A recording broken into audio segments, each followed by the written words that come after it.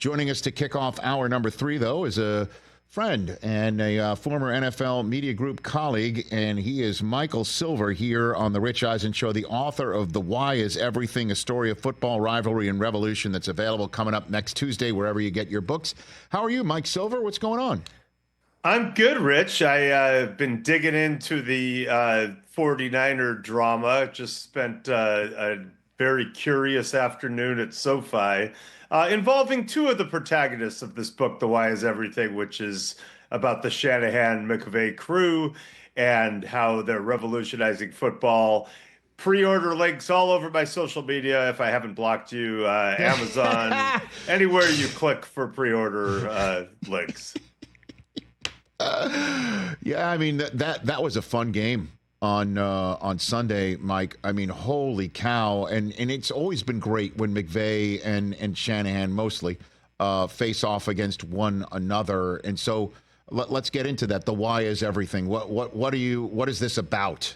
Essentially, that the through line we can see playing out every single week right now, Mike. Well, it kind of goes back to my early days as a beat writer when Mike Shanahan, trying to resurrect his career after flameouts as a Raiders head coach and Broncos coordinator, came to San Francisco, learned the West Coast offense, and then Steve Young, who was never good enough for 49er fans who were used to Joe Montana, was said not to read defenses and run too much. Together, they made beautiful music together. He won that epic Super Bowl 29 with the 6 touchdowns. Mike goes to Denver, incorporates outside zone, and I think a lot of people know the rest. And then we kind of go to Washington, where Mike takes over the Redskins and has that now incredible staff, if you look back, which with 5 current NFL head coaches, Kyle, Sean McVay, Matt LaFleur, Mike McDaniel, Raheem Morris. And Rich, I'd say the through line is this.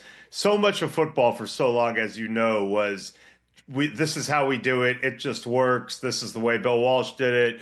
Just do what we say. And these guys have been willing to question everything, create on the fly. They want to have a purpose for everything they do, and they want their players to understand that purpose. And really, RG3's 2012 seismic rookie season, where they did something radical in running their entire offense out of the pistol and took the league by storm, is kind of the prototype for that. And then to see both of these offensive gurus, for the lack of a better phrase, having fewer of their star players against each other this week, and it still was a wonderful game, 27-24 final. No Nakua, no Kupp, no Debo, no Christian McCaffrey, no Kittle, and it still it wasn't 3-0.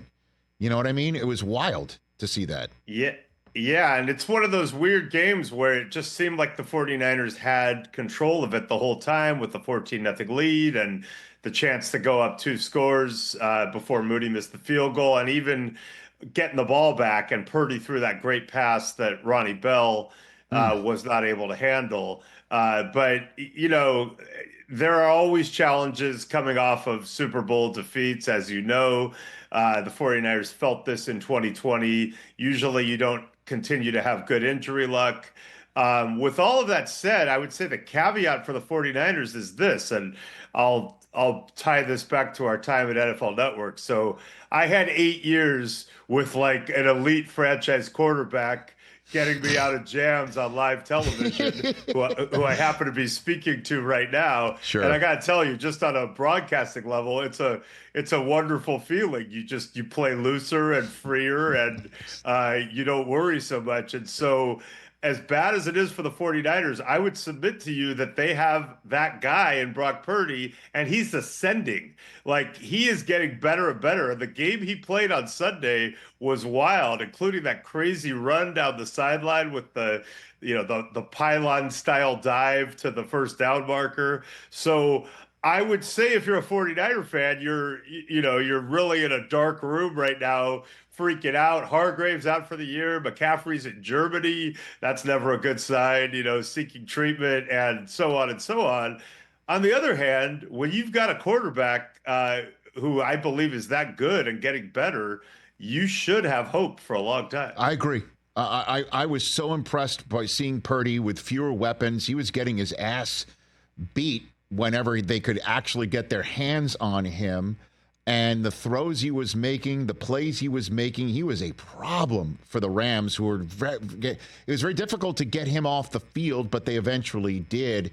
And I think Mike Silver here on the Rich Eisen Show, The Why is Everything, his new book coming out next week.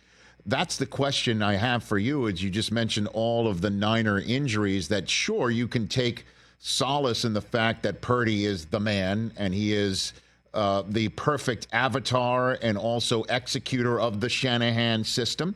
And the question is, though, are they going to get these guys back? What do you know about McCaffrey going to Germany? What's going on here? I don't know a lot, Rich, but I just feel like that's never a great sign. People have referenced Kobe. I remember Andrew Luck going abroad, Ray Lewis, I believe. But usually when you hear, I mean, look, again, I'm not a doctor, but like there's lots of really good cutting edge medical professionals in the United States or on the continent, I would say. So not that there aren't in Germany, and maybe, they're pushing the envelope in a way that they aren't here in terms of approval, but it feels like that's the move of someone who's like looking for a Hail Mary. Again, not being a doctor, but when you hear about Achilles tendonitis and microscopic tears, what you're always worried about is it going to tear? And I think back to Richard Sherman's last season in Seattle, where you knew he had this Achilles thing and it was bothering him. And I believe it was a Thursday or Monday night game, a nationally televised, very competitive game where he was in the midst of battle and it finally tore. And you're like, that's the worst, right? So anything that could be done to avoid that, in my opinion, would be a huge, huge win. And then, you just look at it, the biorhythms and the vibes have been bad since the Super Bowl, really, where Steve Wilkes is fired after a year. That's Kyle Shanahan's prerogative, but it was very scapegoat-ish, especially after a good defensive performance in the Super Bowl. The long, drawn-out contract disputes with Trent Williams and Brandon Ayuk, and all the drama with Ayuk and almost being traded, and apparently Kyle Shanahan sprinting up the stairs to make sure John Lynch didn't trade him right before they signed him. And of course, you can say injury luck turns, and it does, but also they have a team with a lot of older players or players who just have a lot of wear and tear for their age, like Debo and Kittle. And so, you look at all of those things together, and then I'll add this last part. Mm-hmm. Special teams are a fiasco right now. They had a punt blocked in Minnesota. They gave up a fake punt in an obvious fake punt situation, first down, that got the Rams back in the game. Okay, you miss a 55-yard field goal, fine, but then you give up a punt return. I mean, think about like the decision even to punt that ball in play. Now teams routinely kick the ball out of the end zone and give the opponent the ball on the 30 rather than risk a kickoff return. But in that situation, in a tie game, you're going to give the Rams a punt return rather than give it to them on the 20. And that just set up Matthew Stafford for another deep ball, which they've been susceptible to. And it's really hard to get 3 defensive penalties on the same play. But the 49ers pulled that off, too, setting up the game-winning field goal. So, I mean, and the punt return was by a kid who's never touched a ball before in the NFL. I mean, and wound up with a game ball for it. I mean, in Xavier Smith, you can't make that stuff up. So, I mean, wow. So do you say a Niner fan should be heading for the Golden Gate Bridge? Or what honestly, you're not painting the rosiest photograph right here, Mike Silver. I would say that if I didn't think the quarterback was so good and still on the upward curve. So you could definitely paint an unrosy picture and say these guys are getting older. They're not going to be able to pay them all. You got to pay Purdy and the cap ramifications. But then you go, well, you've got a generational schemer and play caller in Kyle Shanahan, which of course is what my book, The Why is Everything, is largely about. And he's got his guy now, like for all the things he did with Matt Ryan that year in Atlanta. I mean, potentially these two together for years and years could be, mind-bogglingly good. And I do think Purdy has the right temperament. So to me, it's felt weird ever since the Super Bowl and Steve Wilkes getting fired and the contract stuff. Of course, the Ricky Pearsall, I don't want to lump that in. He could really help though right now, but it's really a blessing that he, is able to be okay. He was Yes. shot through the chest. It's crazy, but that's your first round draft pick. I mean, there's just been a lot of things that have, gone not great for them. But if Brock Purdy plays like he played Sunday and Kyle keeps scheming it up, I feel like they could stay in it. And I mean, and we hope that all McCaffrey comes back with from Germany is a pretzel and a new, Achilles. Honestly, like that's the whole point. I mean, they're a home date against New England away from being back to 500. Then the IR period for Pearsall at least is done. Kittle's expected back this week. What about Debo and your sense of McCaffrey? Before I let you go, Mike. Yeah, I feel it seems to me like Debo's going to be at least another week. And, these muscle strains, you want to err on the side of not rushing it. McCaffrey, I just think is tricky. I know how he is wired. I know him well. He is, him going to Germany is a guy who's like, I want to exhaust every single medical possibility to create a scenario where I am able to be back as quickly as I can. So that, they're going to have to, tie him up to get him to not play. Without knowing all the medical specifics, I feel like I wouldn't give up on McCaffrey playing. Again, my concern is not whether he could play.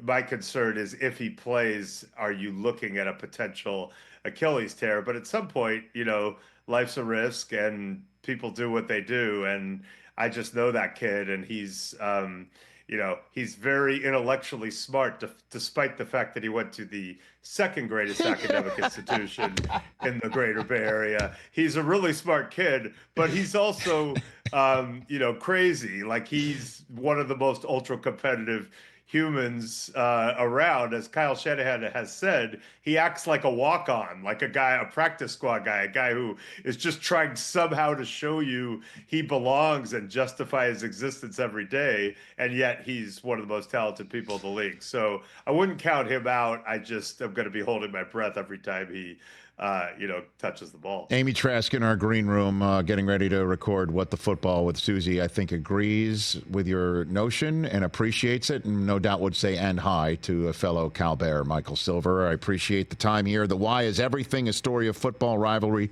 and revolution. Everybody should get it. There, Mike Silver already has it. Congrats, Mazel Tov on the book, and we'll chat soon, Mike. Thank you so much. The great Mike Silver. That's his X handle if you are so fortunate to not be blocked by him. Catch the Rich Eisen Show every single day on the Roku Channel, 12 to 3 Eastern, for free.